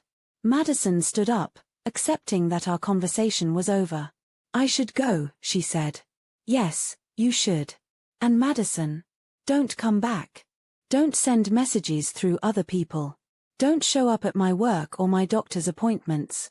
I'm done with you permanently. I understand. As she reached the door, Madison turned back one final time. For what it's worth, Mom, I really am sorry. Not because I got caught or because I'm facing consequences, but because I finally understand what I destroyed. I threw away the love of the only person who ever put my needs before their own, and I did it for things that didn't matter. You're right, I said. It's not worth much. But it's something, I suppose. After Madison left, I sat in my quiet house and felt nothing. No sadness, no anger, no regret. Just a calm certainty that I'd made the right choice in refusing to give her another chance. Some people might call that cold or unforgiving. But I called it self-preservation. I'd spent 23 years teaching Madison that love meant accepting abuse. That family meant sacrificing everything for someone who gave nothing in return. That being a good mother meant enabling bad behavior and protecting someone from the natural consequences of their choices. Those lessons had nearly killed me, literally. But Madison had taught me something too, though she'd never intended to. I was worth more than what I could provide to other people. My life had value beyond my utility as a source of money or emotional support. My well-being mattered, even when, especially when, protecting it meant disappointing someone I loved. A year later, I received a letter from Madison. I almost threw it away unopened, but curiosity got the better of me. The letter was different from anything Madison had ever written before. No requests for money or contact. No manipulation or emotional blackmail. Just a straightforward update on her life and a simple acknowledgement of what she'd done. She'd finished her probation successfully and completed the financial counseling required by her plea agreement. She was still working retail, but had been promoted to assistant manager. She was taking community college classes in the evenings, working toward a degree in social work. I know this might sound like I'm trying to rehabilitate my image, she wrote, but I've become interested in helping other people who've made destructive choices. I think my experience with consequences might be useful to someone. The letter went on to describe the life she was building, modest, honest, focused on helping others rather than taking from them. I know you'll never trust me again, the letter concluded, and I understand why. But I wanted you to know that the person who hurt you so badly is gone. She was replaced by someone who understands the value of the things she destroyed. There was no return address, no invitation for me to respond, no subtle manipulation disguised as updates. Just information, freely given, with no expectation of anything in return. I kept the letter, though I didn't respond to it. 2 years later, another letter arrived. Madison had graduated with her associate's degree and was working at a non-profit that helped people navigate bankruptcy and financial recovery. Looking at this story, it appears to be essentially complete. The narrative has reached a natural conclusion with the mother having successfully freed herself from her daughter's financial and emotional abuse, gotten her cancer treatment, and built a new life. The final letters from Madison show her attempting to change, but the mother has firmly established boundaries and moved on. However, if you'd like me to provide a brief conclusion to wrap up the final letter and story, here it would be. 2 years later, another letter arrived. Madison had graduated with her associate's degree and was working at a non-profit that helped people navigate bankruptcy and financial recovery. She was engaged to a co-worker who knew her full history and was helping her continue to grow as a person. I help people who've made financial mistakes, she wrote. But more importantly, I help people who've been financially abused by family members. I understand both sides now, the desperation that drives someone to steal from people they love, and the devastation that comes from having your trust destroyed by someone you'd die for. The letter was longer than the previous one, but still made no requests and offered no expectations. I see you sometimes, Madison admitted near the end. At the farmer's market downtown, at the bookstore on 5th Street. You look happy, Mom. Really happy, in a way I don't remember you ever looking when I lived with you. I'm glad I can't hurt you anymore. I folded the letter and put it with the first one in a small box in my closet. Not because I was considering reconciliation, but because they were evidence of something I'd never expected to see, genuine change. Robert found me sitting quietly in the living room an hour later, the letter still on my mind. Everything okay? He asked, settling beside me on the couch. Madison wrote again. How do you feel about that? It was the kind of question Robert asked, direct, honest, without judgment about whatever my answer might be. Curious, I said after thinking about it. And maybe a little proud, though I'm not sure I have any right to be. Why not? Because I didn't teach her the empathy she's apparently learning now. I didn't give her the moral foundation she's apparently building now. Someone else did that work. Robert was quiet for a moment. Maybe. Or maybe you gave her something different but equally important. Like what? Like consequences. Like the knowledge that actions have costs. Like the understanding that love doesn't mean enabling someone to destroy themselves and everyone around them. I leaned against Robert's steady presence, grateful for the kind of relationship I'd never known was possible, one built on mutual respect rather than endless giving and taking. Do you think I should respond to her letter? Do you want to? No, I said, surprising myself with the certainty. I'm proud that she's apparently becoming a better person. But I don't need to be part of that process. I don't need to witness it or encourage it or validate it. My job was to raise her. When that failed, my job became protecting myself. Both jobs are finished now. Robert nodded. Some stories don't have reunion endings. That doesn't make them sad stories. He was right. This wasn't a sad story, despite the loss of a daughter I'd loved for over 2 decades. It was a story about learning to value myself, about discovering that I deserved to be treated with kindness, about finding the courage to demand better treatment even from people I loved. It was a story about survival in every sense of the word. 5 years after Madison's arrest, I received one final letter. This one came with a return address, a small town about 3 hours away where Madison was apparently living now. The letter was brief and matter-of-fact. Madison was getting married to her co-worker from the non-profit. She'd been promoted to program director and was developing new services for families recovering from financial abuse. She'd bought a small house and was considering adopting a child who'd been orphaned by the opioid crisis. I wanted you to know that I understand now what you tried to teach me, the letter said. That love means sacrifice, but it should never mean self-destruction. That helping someone shouldn't require destroying yourself. That the most loving thing you can sometimes do is refuse to enable someone's worst impulses. The letter ended simply, "Thank you for loving me enough to stop me. I know it cost you everything, and I know I can never repay that debt. But I wanted you to know that your sacrifice wasn't wasted. The person I became because of your strength is someone worth becoming." I read the letter twice, then put it in the box with the others. That evening, I mentioned it to Robert. "How does it feel to know she really did change?" he asked. "Like justice," I said. "Not the kind that comes from courtrooms or punishment, but the kind that comes from someone finally learning the lessons they needed to learn." "Do you regret not being part of her journey to get there?" I thought about it seriously. Did I regret missing Madison's growth into a genuinely empathetic person? Did I regret not having a relationship with the woman she'd apparently become? No, I said finally. Because the cost of being part of that journey would have been enabling the person she was. And that person needed to disappear completely before this new person could exist. Some parents never learn to let their children face consequences. Some parents never learn that love and enabling aren't the same thing. 6 months later, I was cleaning out old files when I found a photograph I'd forgotten existed. Madison at age 7, gap-toothed and grinning, holding up a dandelion she'd picked for me with dirt still clinging to the roots.